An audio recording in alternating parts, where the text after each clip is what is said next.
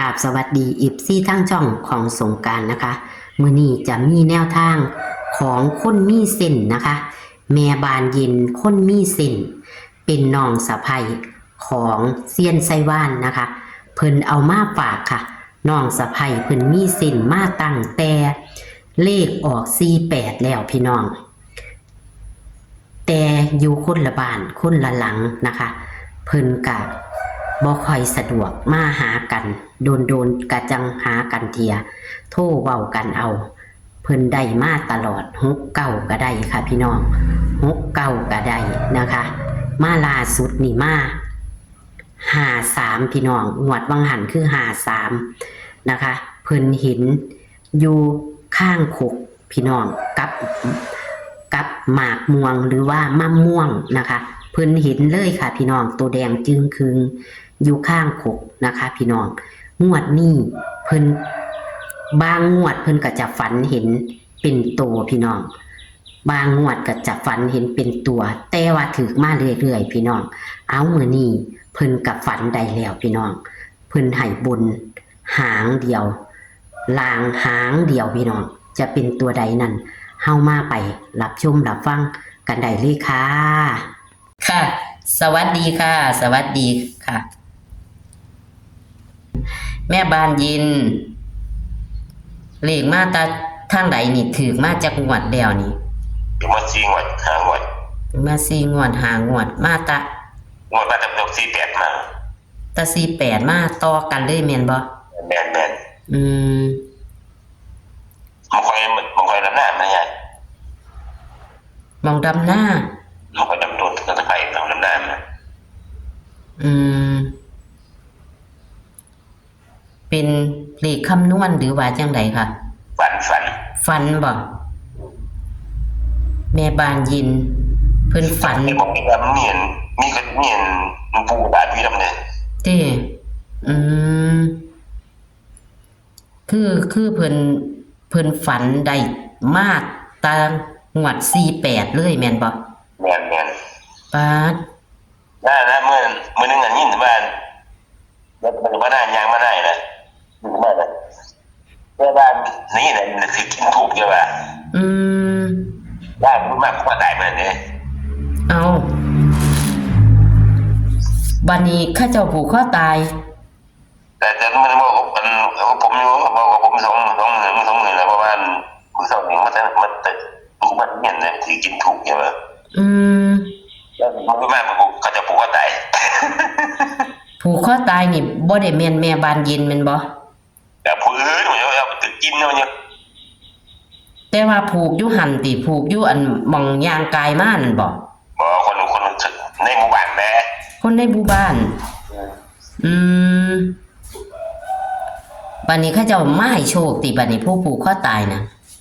บ่ให้แต่มันนี่จิตสัมผัสโอ้เพิ่นมีจิตสัมผัสแม่บานเย็นนี่คือมีจิตสัมผัสเป็นคนมีเส้นแบบมีคนปูตายอยู่เพิ่นน่ะค่ะเพิ่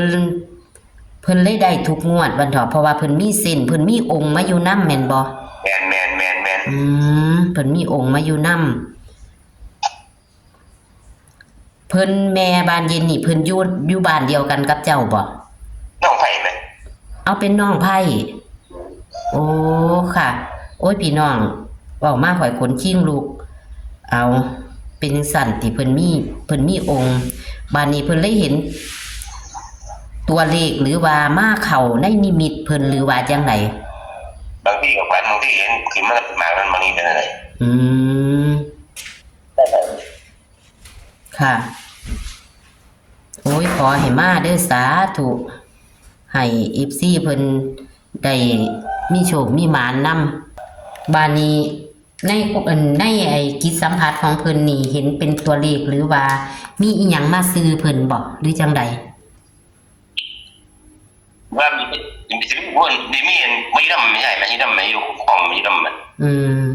อยากฟังนี่ล่ะอยากให้ FC เพิ่นฟังว่าเพิ่นมีแบบใดเพิ่นซื้อกันแบบใดนะเพื่อสร้างความเชื่อมั่นให้ FC เพิ่นได้ จูงใจลงทุนหลายตัวเนาะเพิ่นมาในลักษณะเพิ่นนิมิตเห็นหรือว่าเพิ่นฝันบ่จะแม่นี่จะบอกตรงนี้โอ้เป็นร่างทรงบ่มีได้ที่ว่าเนี่ยมันขึ้นมาเคยเห็นโอ้ขึ้นมาให้เห็นเขาเห็นในตาประกอบมัน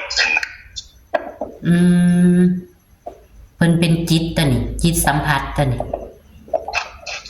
เพิ่นมีเส้นทางอันเห็นตัวเลขแม่นบ่บ่ได้มันจะเห็นเลขก็จะได้บ่เห็นเป็นแบบใดคั่นน่ะก็ไม่รู้คนเขาก็เทคนิคที่ใช้งานไม่เป็นไรนี่นะแต่ว่ามันแกบอกเลยมันมีไม่นำรักษาเป็นของรักษาเป็นปูตาจังสิบ่ง่ายมาได้นะครับผมเอาในของบ้านนี่ละนี่ละแต่แม่ผมต้องวันที่4 8แม่เลยถึงตลอดที่เจ้าคือบ่วางใดกันผมสิวางเลยมันถือที่ของเก่าได้วางอันนึงละ48ก็ถือ69กับ69สิล่างแค่ถึงนึงต้องใหม่ก็เป็น53ก็ได้อีกที่บางหันได้ใหญ่กว่านี้อยู่ขี้ขากับเป็นที่ดูง่วงนี่ก็ไปรับมันเจ้าหันบ่ได้ถามแล้วคนนั้นจะหาบัดนี้เจ้าต้องถามเพิ่นหันเพิ่นมีเส้นแบบนั้นเพิ่นเห็นเป็นตัวเลขจังซั่นต้องโดยเอามาทุกเที่ยวเลยเด้อเพิ่นได้เห็นยามใดก็ต้องถามเพิ่นละบัดนี้เจ้าเดี๋ยวใช่ยามแล้วเทียเพิ่นมีข้อมูลนั้น71มั้งค่ะจริงเพิ่นว่าแกบอกว่าไปเบิ่งรถคันนั้นได้ในฝันเห็นรถคันนั้นรถคันว่ามันมี167ใหญ่ออก71ไงค่ะแต่ของที่มัน7มันออก71เลขมันมี4ตัวเนาะเฮาต้องซื้อซับไปซับมาโอ้3ตัวท้ายก็เลยออก71ของเพิ่นอีหลีงวดนี้เด้ฮินิบานนี่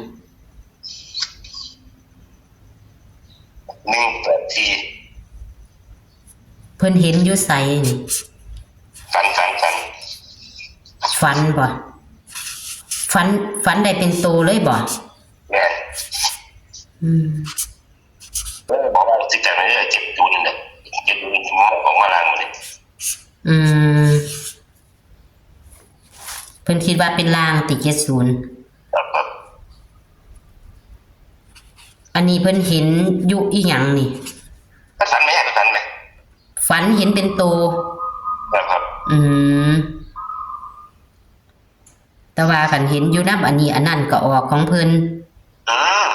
เห็นอยู่ขินคันคาดสุนั่นก็อีหยังก็35บ่53แม่53วังหันเนาะขินคาดก็อยู่เห็นตัวเดียวกันเลยเดียวกันป๊าดโถแค่สิรีผมฟังนะ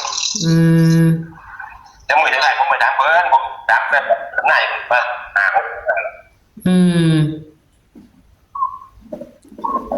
เนี่ยนี่ต้องถามเพิ่นเรื่อยๆเด้อนี่ค่ะเทียบ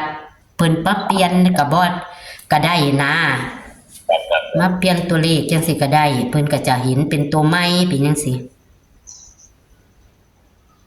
วันนี้คือเห็นเป็น